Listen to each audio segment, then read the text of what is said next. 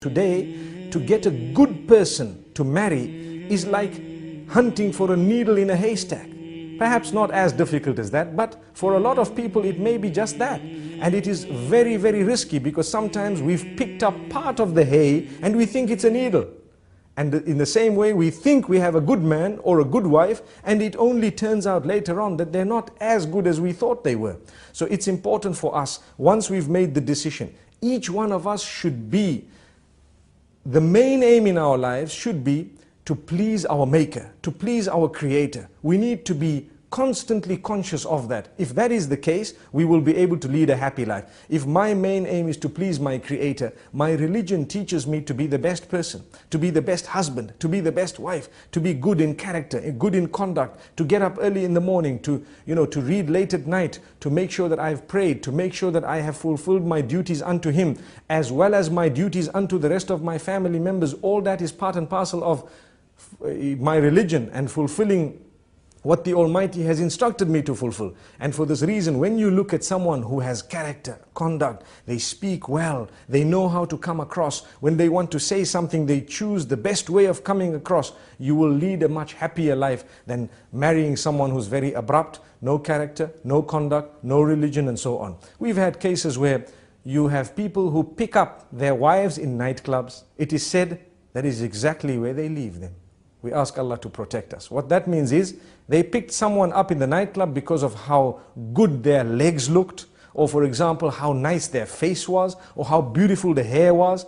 The day they find someone with better legs, na'udhu billah, or better hair, or better looks, they will drop this one and go for the next. So that was not the proper way of looking for a wife. Whereas we needed to be introduced to someone with utmost dignity and respect. Why is it that Islam teaches us the introduction? So that we can protect the female from being blackmailed, from the gullibility that she might be falling into, and from being abused and used. You find a person behind the backs of their parents, they develop a link with someone and they continue. This person is blinded by love. We all know even the English saying, love is blind. The English have said it. Love is blind. Islam says the same thing. The hadith, the Prophet ﷺ says, love can not only blind you, but it can make you deaf and dumb at the same time. Which means you will not understand anything because it's love. So they will come to you with their gifts, with their beautiful words. They only show you what they want to show you. And in the process, what happens? We tend to think this is them. We have not yet lived with them. We don't even know their family. We don't know what their family thinks of them. We don't know what the friends think of them. And this is why the introduction was wrong, in the sense that we haven't yet understood the whole person and we're so much in love with them, we cannot wait to get married. So we think, let's get married. We put pressure on our parents and everything, say it were to happen, and we ended up marrying. The second day, if not the first, we're already complaining, this is not the same person I married. This is not the same person. Look at him. He's vulgar. No, he is the same person, but he didn't show you what he didn't want you to see prior to getting married, because he needed you in his picture. Now that you are in his picture, it's over. You are doomed. May Allah protect us. Nobody is doomed. We always have another chance, but let's not repeat the mistakes and let's not continue in that way. For this reason, we are taught the introduction should happen with respect.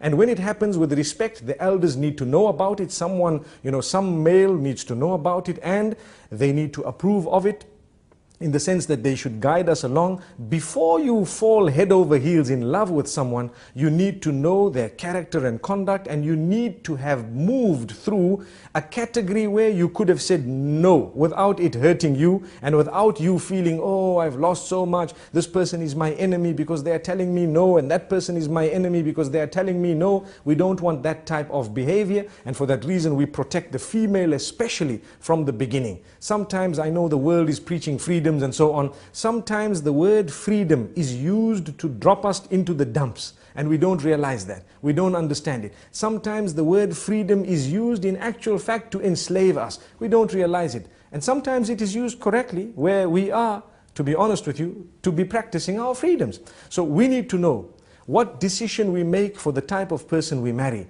Once you marry the right person, ask yourself, in fact prior to marriage, is this person fit to be the mother of my children? Is this person fit to be a father to the children I expect to have? Will they be a role model? If that is the case, the way they will speak to me will be with respect. They will consider me, they will dignify. Whatever I have to say will be held in high esteem. If they need to correct me, they will do it in all love. They will do it with such goodness and kindness. When they walk with me, they will not disgrace me in public. They will be people who will try to look at things how I look at things. And at the same time, as I said, when they need to correct me, they will correct me in a way that will be palatable and acceptable. It will be digested quite easily.